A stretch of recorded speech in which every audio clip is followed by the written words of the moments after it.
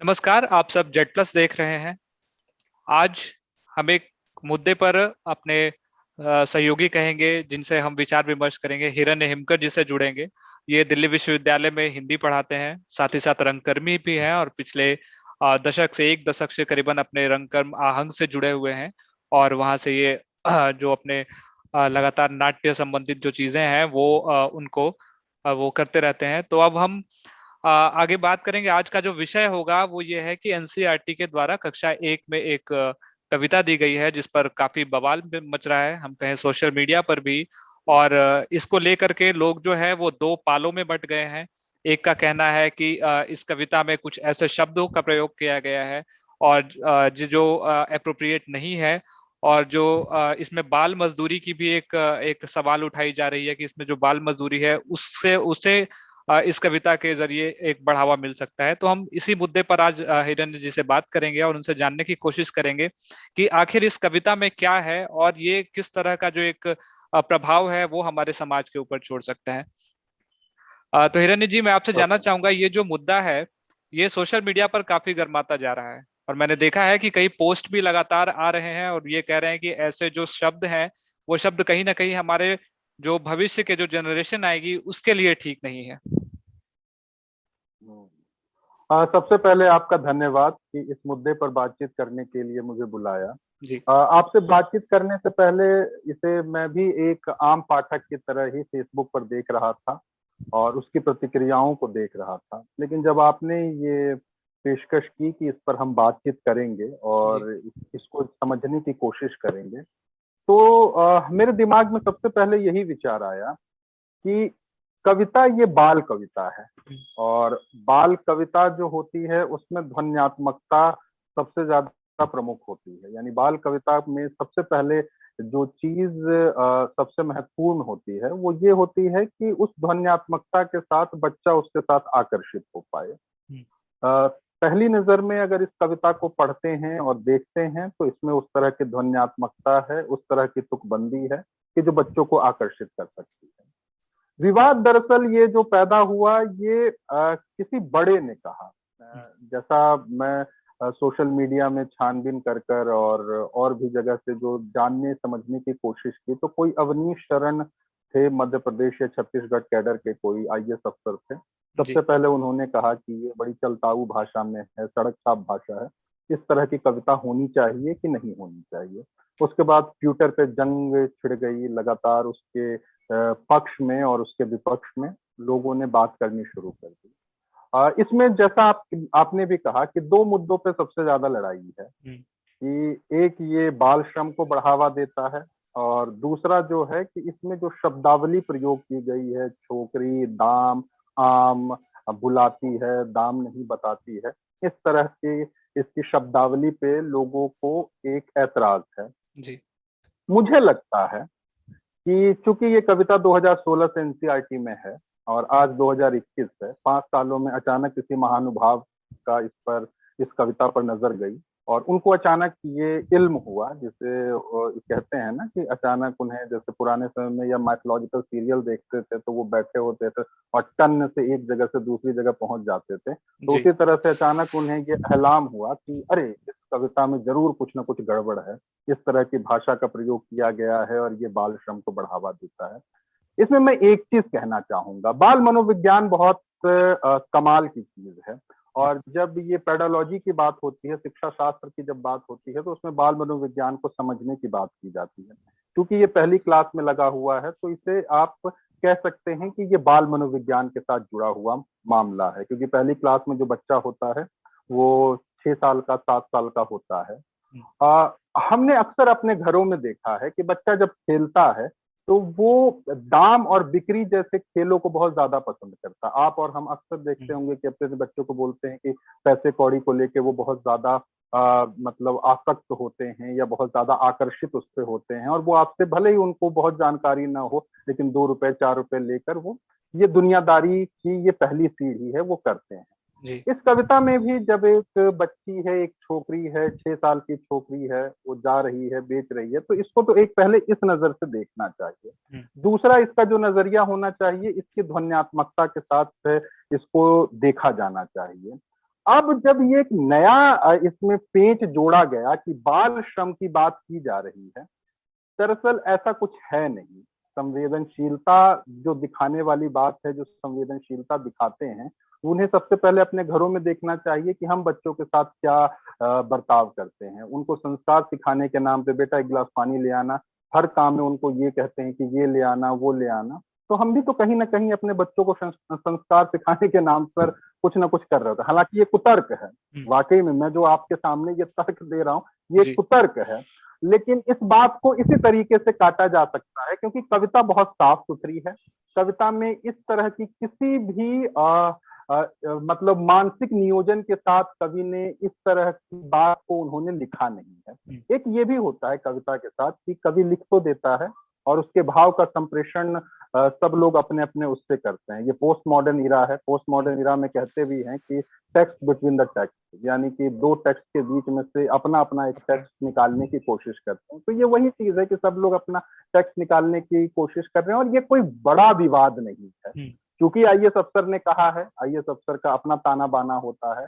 NCERT पे इस पे टिप्पणी मांगी गई है, एनसीईआरटी ने इस पर टिप्पणी नहीं की है। एक चीज़ मैं और भी कहूँगा कि एनसीईआरटी यूँ ही किसी कविता को नहीं रख लेती है। उनकी जो कमिटी होती है, मैं ये बात ज़्यादा विश्वसनीय तरीके से इसलिए भी कह सकता हूँ कि एनसीईआरटी के बहुत सारे प्रोजेक्ट के साथ मैं जुड़ा रहा हूँ। तो वहाँ पे एक-एक शब्द को लेकर, हर एक बात को लेकर उसको शिक्षा शास्त्र, बाल मनोविज्ञान के साथ बहुत ही तौल कर उस कविता को रखा जाता है।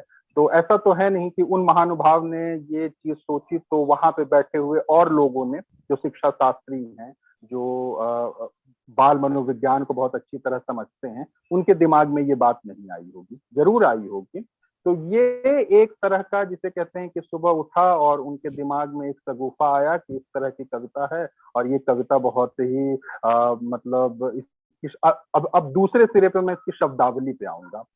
छोकरी शब्द के साथ इनको दिक्कत है, दाम शब्द के साथ इनको दिक्कत है, नाम नहीं बताती है, इन शब्दों के साथ इनको दिक्कत है।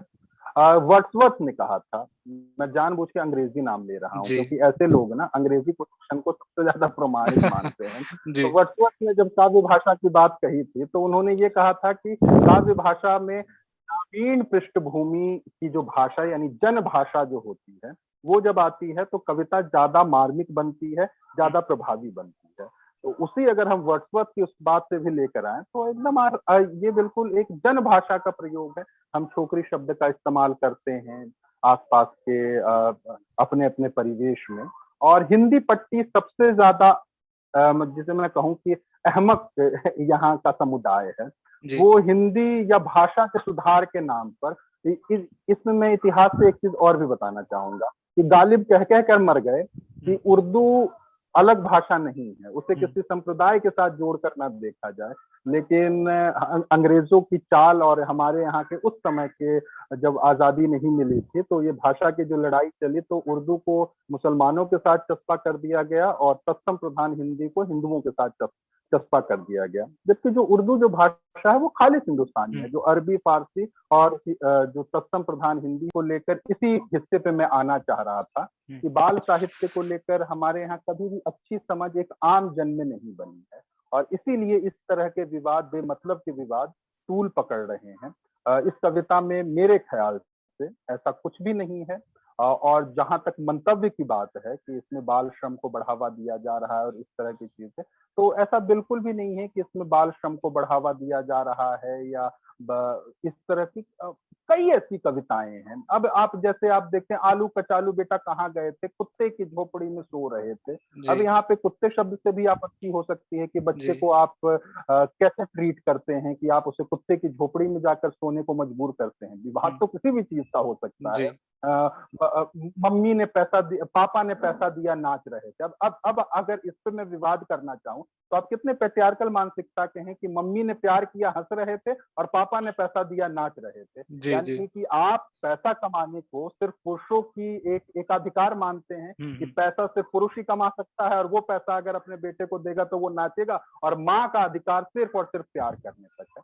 ये सब बेमतलब की बातें हैं। तर्क अगर देना है तो मेरे पास ऐसे सैकड़ों तर्क हैं जो किसी भी कविता को खारिज किया जा सकता है। तो मेरे हिसाब से इस बात में कोई दम नहीं है क्योंकि ट्यूटर अपर मिडिल क्लास का एक हथियार है बौद्धिक जुगाली करने का, तो जी। वहां पे वो अपर मिडिल क्लास के लोग या अपर क्लास के लोग अपनी बौद्धिक जुगाली करते हैं और उसी में वो अपनी बौद्धिकता दिखाने की कोशिश करते हैं। वैसे भी बहुत कोविड का समय है, लोगों को एक दूसरे के साथ मिलकर बातचीत करने का मौका नहीं मिल रहा है, तो ट्विटर ट्विटर खेल कर कभी साहित्य में, कभी खेल में, कभी इधर उधर चीजों को भरमाने की कोशिश करें। इस कविता में इस तरह की कोई भी चीज नहीं है।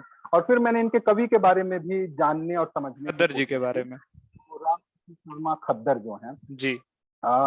ऐसा नहीं है कि इन्होंने मतलब पहली बार कोई बाल कविता लिखी, ये स्टैब्लिश ही हैं बाल कवि के रूप में, और इन्होंने कई सैकड़ों ऐसी कविताएं लिखी हैं और ये बाल मनोविज्ञान को बहुत अच्छी तरह समझते हैं। और जी। इनके ये मैं नहीं कह रहा, ये जो बाल साहित्य को जानने और समझने वाले लोग हैं, उनमें इनका अच्छा खासा नाम है, जो बाल कविता लिखते हैं, बाल मनोविज्ञान को समझते हैं और कई इस तरह के। अब आप देखिए, मैं एक चीज और कुतर्क के साथ बात कर रहा जी। हूँ, हालांकि मैं इसे कुतर्क कह रहा हूँ कि बड़े अच्छे लगते हैं। बालिका वधू का कितना सुंदर गाना है, जी। अमित कुमार की आवाज है, और लेकिन इसको भी हम लोगों ने तो कई कई दुअर्थी संवादों में बदल दिया है। तो किसी भी चीज को बिगाड़ना और किसी भी एक सही चीज के प्रति एक अलग तरह की सोच रख लेना आज के समय में बहुत आसान है। और जी। ठीक है, अभिव्यक्ति की स्वतंत्रता है और सब अपने अपने ढंग से, लेकिन इस कविता में इस तरह की कोई भी चीज नहीं है। मैंने भले ही कुतर्कों के साथ अपनी बात की है, लेकिन इस तरह के कुतर्क के लिए इसी तरह का कुतर्क देना लाजमी हो जाता है।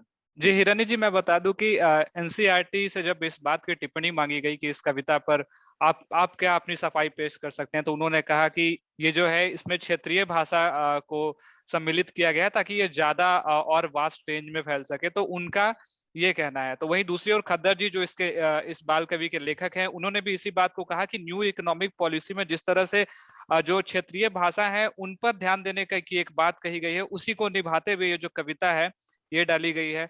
इसके पहले कई ट्वीट्स भी है जो मेरी आपसे जब शुरुआती क्षणों में बात हो रही थी तो आपने भी कहा था कि ये जो ट्वीट है ये आशुतोष राणा जी की तरफ से पहली बार किया गया था।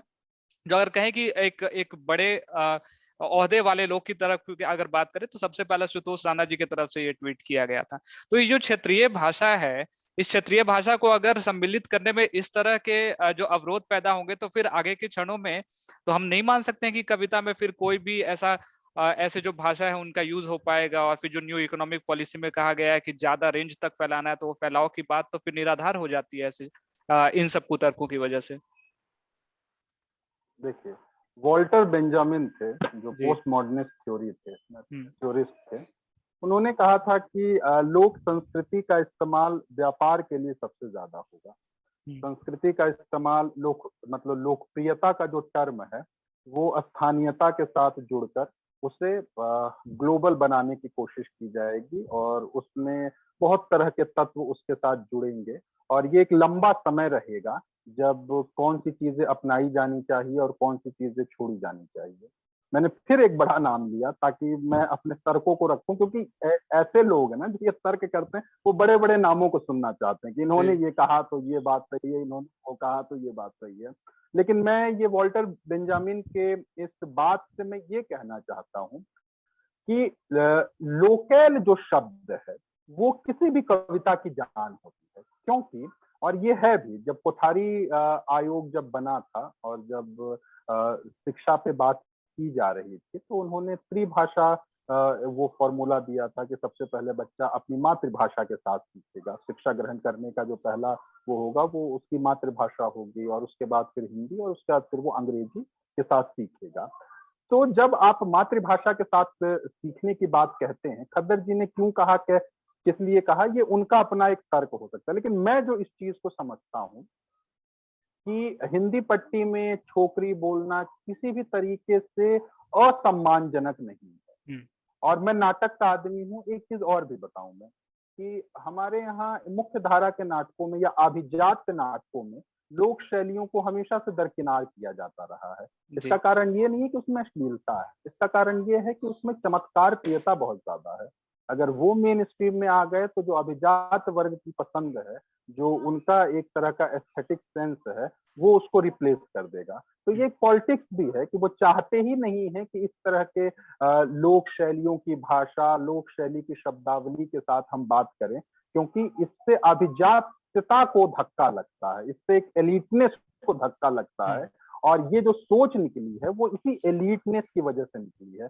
बहुत अगर हम आम तौर के उदाहरणों में देखें तो हम अक्सर देखते हैं कि माओ के ऊपर आजकल के सो कॉल्ड जो नए मिडिल क्लास बन रहे हैं, उन जो थोड़ी पढ़ी लिखी माएँ होती हैं, वो अपने बच्चों को अंग्रेजी सिखाने के लिए इतना ज्यादा आतुर रहती हैं कि अगर बच्चा कुत्ता बोल देता है तो कहती हैं कि ये गंदा शब्द है, बोलो डॉगी। यानी इस तरह के शब्दों का इस्तेमाल करना, गाल बोलता है तो गाल बड़ा मतलब चिक बहुत बोलते हैं मिडिल फिर उसे। क्लास है, तो आप हाँ, बहुत तरह के इस तरह के शब्द हैं। तो जी। दरअसल ये एक गंभीर बात है कि हमारे भारतीय समाज में भाषा के जरिए एक हीनता और उच्चता का बोध पैदा किया जा रहा है। भाषा बहुत आसान चीज नहीं है। भाषा की वजह से स्वतंत्रता की लड़ाई में एक तरह का सांप्रदायिक दरार लाया गया। आजादी के बाद भाषा की वजह से करुणानिधि की सरकार बन जाती है। आजादी के बाद भाषा की वजह से मनसे और शिवसेना जैसी पार्टियां केंद्र में आ जाती हैं। आजादी के बाद भाषा की वजह से बिहार में लालू यादव का 20 साल तक का एक तरह का सफर चलता है, जो अपना भदेसपन लेके आते हैं। तो भाषा की राजनीति एक बहुत बड़ी राजनीति है, और इसको किसी एक कविता पे ये टालम मटोल करके कि ये सड़क छाप भाषा है या ये है, तो इस तरीके से इसको नहीं देखा जाना चाहिए। ये दरअसल एक तरह का ये प्रोपोगेंडा है कि दरअसल क्षेत्रीयता को आप हटाते हैं ना, तो आप केंद्रीयता को लेकर आते हैं जी। और जब केंद्रीयता बीच में आती है तो इसमें जो इंसान की बुनियादी जरूरतें हैं, वो भाषा के संदर्भ में हो सकती हैं, वो सामाजिक संदर्भों में हो सकती हैं, उसको अपने आप ही हाशिए पे डाल दिया जाता है। तो यही चीज है कि आप दरअसल एक भाषा की केंद्रीयता बनाना चाह रहे हैं, तो इसका मतलब ये है कि आप आदिवासियों की भाषा, दलितों की भाषा, स्त्रियों की भाषा, किशोरों की भाषा, इन सब को आप दरकिनार करके आप एक स्थापित करना चाहते हैं एक केंद्रीय भाषा के रूप में, और कहना चाहते हैं कि यही भाषा रहेगी। वो है ना, भवानी प्रसाद मिश्र ने जैसे कहा ना कि जिस तरह मैं देखता हूँ उस तरह तो जिस तरह मैं लिखता हूँ उस तरह तो लिख, और उसके बाद मुझसे बड़ा दिख, कुछ इसी तरह की पंक्तियां आती है भवानी प्रसाद मिश्र की। तो ये बस उसी तरह की बात है। बाकी ये कोई विवाद वाली बात ही नहीं है, लेकिन हाँ, इसके छोर कई तरह से निकलते हैं। अगर इसका एक तरह से पोस्टमार्टम किया जाए और इसकी सोच और समझ पे अगर बात की जाए, तो ये बहुत गंभीर बात है कि क्यों एक बड़ी आसान सी कविता को बाल श्रम के साथ जोड़ा जा रहा है, अश्लीलता के साथ जोड़ा जा रहा है, सड़क छाप भाषा बताई जा रही है। उसका यही है कि हमारे दिमाग में एक तरह के पांडित्य को भरने की कोशिश की जा रही है भाषा के जरिए, कि हम इसी तरह की भाषा बोलेंगे तो सभ्य होंगे, इसी तरह की भाषा बोलेंगे तो आगे बढ़ेंगे। अगर ऐसा होता तो मार्केस तो आज पूरे विश्व साहित्य में कहीं नजर ही नहीं आते। मार्केस आए नजर, D.H. लॉरेंस आए नजर, भले उनकी कविता में बहुत अश्लीलता का आरोप लगता रहा, तो इस तरह के कवि नजर आए। हमारे यहाँ अगर आप अरुण जेमनी जैसे हास्य कवि हैं, अगर हरियाणवी को सब लोग अगर उसे ये दृष्टि से ही देखते रहते तो कभी हास्य ही पैदा नहीं कर पाते, लेकिन अरुण जेमनी ने ये काम किया। उससे पहले उनके पिताजी जेमनी हरियाणवी ने भी ये काम किया। तो हमें अपनी क्षेत्रीयता और क्षेत्रीय भाषा के साथ हमें नए नए विचारों के साथ जुड़कर और ये कर कर, और इसमें एक बहुत छोटा सा उदाहरण मैं देता हूँ। जब भी हम नाटक में किसी को कैरेक्टर देते हैं ना, तो अक्सर मैं कहता हूँ कि गरीब बनकर दिखाओ। पता नहीं ऐसा क्या हमारे दिमाग में एक स्टीरियोटाइप इमेज है कि जैसे ही उसे गरीब कहने का कैरिकेचर दिया जाता है तो वो गरीब, अरे भैया जी कहाँ जा रहे हो, हम तो बहुत गरीब हैं भैया जी, उत्तर लो हमारा भैया जी। ये क्यों है कि उसे पुरवैया भाषा के साथ जोड़कर देखा गया है? क्या गरीबी हिमाचल प्रदेश में नहीं है? क्या गरीबी पंजाब में नहीं है? क्या गरीबी दिल्ली में नहीं है? तो इस गरीब को एक स्टीरियोटाइप रूप से कैश क्यों कर दिया गया है? यही भाषा की एक तरह की मोनोपोली है जो हमारे दिमाग में बता दी गई है। इतना ही नहीं, मैं कई बार कई डब फिल्मों को देखता हूँ तो वहां का जो विलेन होता है वो हिंदी में डब किया जा रहा है, लेकिन विलेन को पुरवैया भाषा दे दिया जाता है। यार इसको तो हम छोड़ेंगे नहीं, इसको तो उठा के पटक देंगे, तुम क्या हमको। ये हॉलीवुड फिल्मों में हमें ज्यादा देखने को मिलता है। तो तो इस तरह की जो एक हमारी मानसिकता है, ये भाषा के प्रति हमारी जो क्षेत्रीय भाषा के प्रति एक जो अच्छा रुझान होना चाहिए, वो नहीं आ पाता है। और शायद इसीलिए भोजपुरी फिल्मों का भला नहीं हो पा रहा है, क्योंकि उसको दरकिनार कर दिया गया है, उसको एक खांचे में डाल दिया गया है। जबकि भोजपुरी फिल्मों का तो कितना अच्छा सुनहरा इतिहास रहा है कि सुजीत कुमार जैसे लोग, नासिर हुसैन जैसे लोग काम करते थे, लता मंगेशकर ने गाना गाया है, मन्ना डे ने गाना गाया है। लेकिन आज के समय में कैसे कैसे गायक आ गए, तो वो बस इसीलिए हुआ है कि आप भाषा को अगर आप इसी तरह के नजरिए से, नहीं तो कल को फिर यही देखिएगा कि बच्चा अगर इस कविता पे विवाद उठता है और जो विवाद करने वाले हैं उनके पक्ष में ज्यादा लोग जाते हैं, तो वो दिन दूर नहीं है कि फिर किसी भी कविता पे कोई भी विवाद उठा के कहा जा सकता है ये अश्लील है। और फिर ये आप निर्णय लेने दें ना बच्चों को। और एक चीज मैं और बताऊंगा बाल मनोविज्ञान की बात, कि बच्चों को ना जितने वर्जित क्षेत्र हैं उस तरह के शब्दों से बड़ा मजा आता है। बच्चों के साथ आप कभी देखिएगा, उसके साथ टट्टी जैसे शब्दों का प्रयोग कीजिए, उस तरह की कहानियां सुनाइए, उसके साथ भूत पिचास चुड़ैल इस तरह की कहानियां सुनाइए। ये बाल मनोविज्ञान है कि जितने भी आप उन्हें वर्जित क्षेत्रों की तरफ से हटाने की कोशिश करेंगे, उनको ऐसी कविताओं में बड़ा मजा आता है। अरे चिड़िया ने टट्टी कर दी, अरे उसने टट्टी, तो जब अब इसको भी आप कहेंगे कि कितनी अश्लीलता आप फैला रहे हैं, ये बच्चों का मनोविज्ञान है, उसको सीखने दीजिए, उसको भाषा को अपने हिसाब से थोड़ा सा सीखने दीजिए। हम बच्चों को शुरू से ही सेंसरशिप में रखने लगे हैं, ये शब्द मत बोलो, ये शब्द खराब है, इस शब्द का, पहली क्लास का बच्चा है, वो ये क्या निर्णय शब्दों के उन्हीं को बारे करने में देना बहुत चाहिए ज्यादा कि क्या जानता है। अश्लील है और किस बिल्कुल, ये चीजों को वो निर्णय बच्चों अपना के ऊपर सकते हैं। छोड़ देना चाहिए। जी। बिल्कुल और ये बिल्कुल एनसी बिल्कुल। जहां और ये बाकी विवाद जो उठा है, तो हमारी, मैं बता दूं कि इस एनसीईआरटी किताब में जब कविता दी गई है तो उसके नीचे के पंक्ति में एक टर्म्स एंड कंडीशंस के रूप में भी एक नोट लिखा है, जिसमें ये लिखा है कि अगर आप अपने आसपास कोई बाल मजदूरी होते देखते हैं तो उसका उल्लेख कीजिए और उसके बारे में चर्च कीजिए कि आखिर ये क्या ऐसा हुआ कि ये बाल मजदूरी को ये मजबूर हुए। तो कहीं ना कहीं जो जो लोग ये बाल मजदूरी पर सवाल उठा रहे हैं, उन्हें नीचे की पंक्ति भी देखनी चाहिए कि उस पंक्ति में क्या लिखा है बाल मजदूरी के ऊपर। हाँ, इसका एक नजरिया ये भी हो सकता है, बिल्कुल, अगर उन्होंने डिस्क्लेमर दिया है तो एक नजरिया ये भी हो सकता है कि अगर बाल मजदूरी पे ये कविता किसी को सोचने पे मजबूर करती है, तो उसका एक सकारात्मक पहलू भी हो सकता है जी। कि आप एक अच्छी कविता पढ़ें और बाल मजदूरी जैसी चीजें होती हैं तो उसको आप देखने की कोशिश करें कि उसे कैसे दूर किया जाए। ये काम तो शिक्षक और विद्यार्थी का है ना, किसी तीसरे का नहीं है। कोई तीसरा नहीं बोल सकता शिक्षक और विद्यार्थी के बीच आकर उनके भाषा संवर्धन में। कोई तीसरा व्यक्ति आकर ये नहीं बोल सकता कि आप ये खराब पढ़ा रहे हैं, आप ये अच्छा पढ़ा रहे हैं। तो फिर आप शिक्षक और विद्यार्थी के एक स्पेस को आप कहीं ना कहीं उसे ऑक्युपाई करने की कोशिश कर रहे हैं, जबरदस्ती उसमें घुसने की कोशिश कर रहे हैं। तो ये होता है, भाषा संवर्धन के क्षेत्र में कई चीजें गलत भी पढ़ाई जाती हैं। मतलब जी। गलत पढ़ाने का मतलब कि कुछ चीजें जानबूझ के ऐसी दी जाती हैं ताकि जब विद्यार्थी इस पे सवाल उठाए, उसका एक मानसिक कौशल इस तरह से विकसित हो। मतलब विकसित हो कि वो कहे इस तरह की चीजों को। तो ये विवाद दरअसल कोई विवाद नहीं है, क्योंकि जी। ये बड़े लोगों का फैलाया हुआ ये रायता है। तो उस रायते को परोसने में, उस रायते को आगे फैलाने में और उसको एक जगह से दूसरी जगह शेयर करने में लोगों को मजा आ रहा है। लेकिन मैं चूंकि शिक्षा क्षेत्र से जुड़ा हुआ हूँ, मैं चूंकि भाषा से जुड़ा हुआ है, नाटक करता हूँ, तो भाषा को अच्छी तरह समझता हूँ, जानता हूँ। तो मेरे लिए इस तरह का कोई विवाद नहीं है इस कविता में। इस तरह की कहीं किसी तरह की कोई आपत्तिजनक चीज या जो कवि का मंतव्य है वो कहीं भी नकारात्मक नहीं। जी। ये समझने वाली बात है कि आप, और मैंने जैसे पहले तर्क दिया ही कि तर्कों का क्या है, तो तर्कों का क्या है, आप किसी भी कविता में, किसी भी गाने में, कहीं से भी आपको तर्क ढूंढ सकते हैं और ढूंढते ही हैं लोग। जी।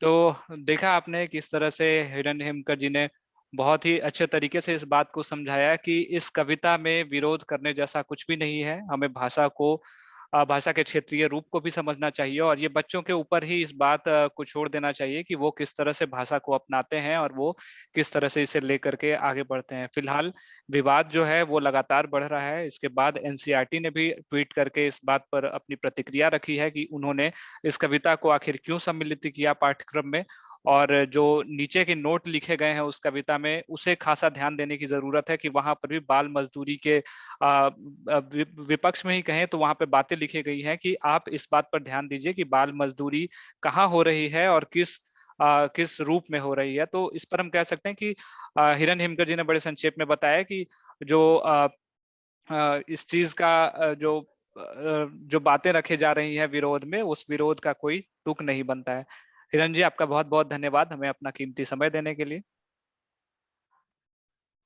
आपका भी बहुत बहुत धन्यवाद कि आपने इस मुद्दे पर बातचीत करने के लिए मुझे भी सोचने पे मजबूर किया, नहीं तो मैं भी जी। तो। और एक चीज है, आप सोशल मीडिया में बहुत सारी चीजें अच्छी हो रही हैं, लेकिन ज्यादातर चीजें फितूरी हो रही हैं। जी। तो हमें एक नीरक्षीर विवेक के साथ ये चीज देखनी चाहिए कि क्या चीज अच्छी है और क्या चीज ऐसे ही हो रहा है, तो उसको वैसे ही जाने देना चाहिए। कई बार बेमतलब की बातें ज्यादा तूल पकड़ लेती हैं, और कई जी। बार कई जरूरी चीजें उस ढंग से जिसे तूल पकड़ना चाहिए, जिसे वायरल होना चाहिए, वो नहीं हो पाती। तो ये जी, अपनी मैं सोशल उम्मीद मीडिया करता हूँ के आपकी अब आपकी अपनी। बातें हमारे व्यूअर्स तक पहुंचेंगी और वो भी इस बात को सोचने पर थोड़ा समय निकालेंगे इस बात को सोचने के लिए। जी। धन्यवाद, धन्यवाद आपका। धन्यवाद।